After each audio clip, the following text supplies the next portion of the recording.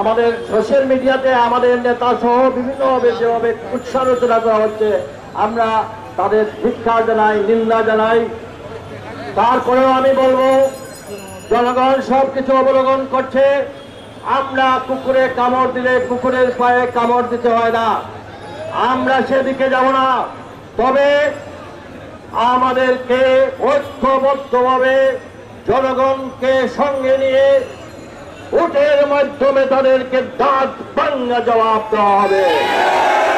বাংলার মানুষ বিএনপির পক্ষে রয়েছে, বাংলার মানুষ তারেক রহমানের পক্ষে রয়েছে। আগে জনগণ চায়, বিএনপিকে আবার ক্ষমতায় দেখতে চায়। যারা বিএনপিকে আজকে ষড়যন্ত্র করে বিএনপির বিরুদ্ধে বিরোধিতা করছে, তারা জানে না জনগণের হৃদয় থেকে তাদেরকে কোনোভাবে বিএনপিকে সরাতে পারবে না।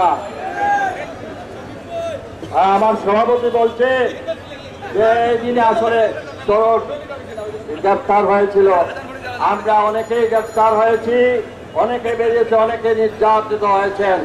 এই বাংলাদেশের কোটি কোটি মানুষ এই ফ্যাসিজমের সময় যারা গুলিবিদ্ধ হয়েছে, গুম হয়েছে, খুন হয়েছে, ইতিহাস আমরা সবাই জানি। আমাদের চাইতে সবচাইতে বেশি ক্ষতিগ্রস্ত হয়েছেন আমাদের দেশনেত্রী, আমাদের বিএনপির চেয়ারপারসন জিয়া পরিবার, বেগম খালেদা জিয়া, তারেক রহমান সহ অন্যরা।